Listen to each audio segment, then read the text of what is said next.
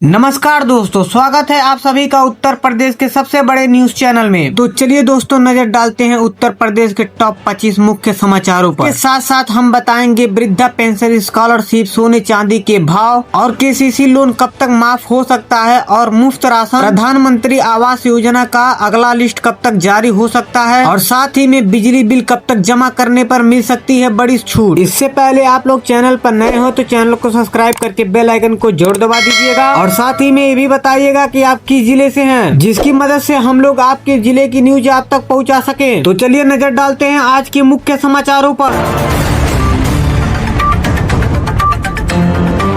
विधानमंडल बजट सत्र मंगलवार तक स्थगित, राज्यपाल के अभिभाषण के दौरान सपा ने किया हंगामा। दरअसल उत्तर प्रदेश का विधानमंडल का बजट सत्र आज से शुरू हो रहा है। इस सत्र का अभिभाषण करते समय सपा के विधायकों ने हंगामा शुरू कर दिया, जिसके कारण उत्तर प्रदेश का विधानमंडल का बजट मंगलवार तक स्थगित कर दिया गया। दूसरे कार्यकाल तक अंतिम बजट पेश करेगी योगी सरकार। मुख्यमंत्री योगी आदित्यनाथ ने तय की रणनीति। लखीमपुर खीरी में चीनी मिल पर 288 करोड़ बकाया, भुगतान में हो रही है देरी और इसके साथ साथ किसान भी परेशान। दरअसल ये घटना लखीमपुर खीरी का बताया जा रहा है, जहां पर पिलिया चीनी मिल पर किसानों का नए सत्र का 288 करोड़ रुपए बकाया है। मिल ने 3 महीने में 72 लाख क्विंटल गन्ना खरीदा है, लेकिन अब तक केवल 10 करोड़ रुपए का भुगतान किया है। किसान भुगतान देरी की वजह से परेशान है और जल्द से जल्द आर्थिक समस्या का समाधान की मांग कर रहे हैं, जबकि मिल प्रशासन जल्द से जल्द भुगतान करने का आश्वासन दे रहा है। संत कबीर नगर में शादी का झांसा देकर 40 रुपए की ठगी और साथ ही में दुष्कर्म का भी आरोप। दरअसल ये घटना संत कबीर नगर जिले का बताया जा रहा है, जहां पर एक महिला न्यायालय के आदेश पर 2 लोगों के खिलाफ धोखाधड़ी, यौन शोषण और जान से मारने की धमकी का मुकदमा दर्ज कराया है। महिला का आरोप है कि राजन गहलोत ने शादी का झांसा देकर 40 लाख रुपए की ठगी की और साथ ही में पर्सनल लोन करवाए और शारीरिक संबंध बनाए। पुलिस ने मामला दर्ज कर बैंक के लेन देन और कॉल डिटेल के आधार पर जांच शुरू कर दी है। लखीमपुर खीरी के धौरहरा वन रेंज में महीनों से आतंक मचा रहा तेंदुआ, आखिरकार वन विभाग ने पिंजड़े में कैद कर लिया। इस तेंदुए ने एक व्यक्ति की जान ले ली थी, जिसके वजह से ग्रामीणों में दहशत हो गई थी। वे शाम ढलते ही घरों में दुबक जाते थे। सोनभर के सिटी कार्ट शॉपिंग मॉल में एक पत्नी ने अपनी पति को उसकी गर्लफ्रेंड के साथ खरीदारी करते हुए रंगे हाथ पकड़ लिया। इसके बाद दोनों महिलाओं के बीच जमकर मारपीट हुई, जिसका वीडियो सोशल मीडिया पर वायरल हो रहा है। पति मौके पे फरार हो गया।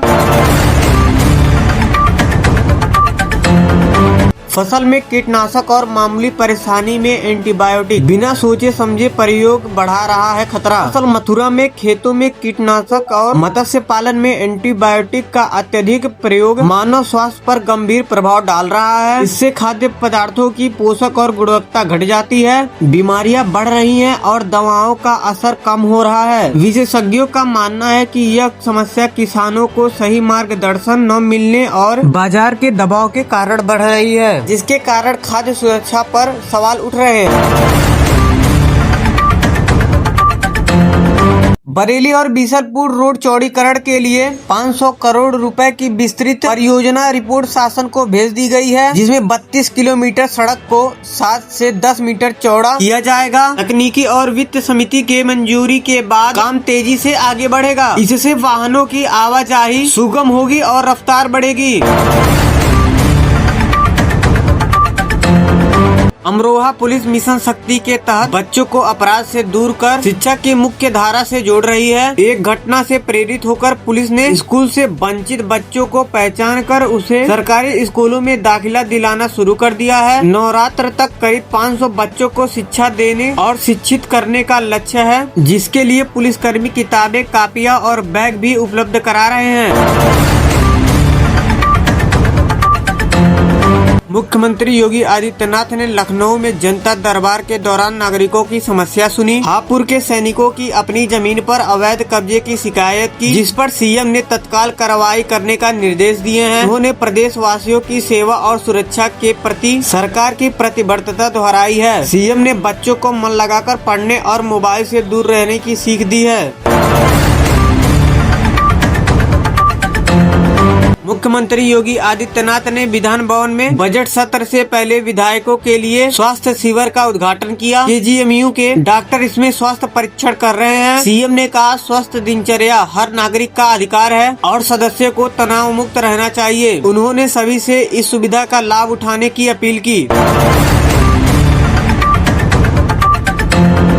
इटावा में प्रधानमंत्री औषधि केंद्र की तर्ज पर प्रत्येक विकास खंड में पशु औषधि केंद्र खोले जाएंगे। इसका उद्देश्य पशुओं को सस्ती और गुणवत्ता दवाई उपलब्ध कराना है। यह योजना भारत सरकार के पशुधन स्वास्थ्य एवं बीमारी नियंत्रण कार्यक्रम के तहत संचालित होगी। इच्छुक आवेदक ऑनलाइन आवेदन कर सकते हैं। इससे पशुओं का स्वास्थ्य सुधरेगा और पशुपालकों की आय में वृद्धि होगी।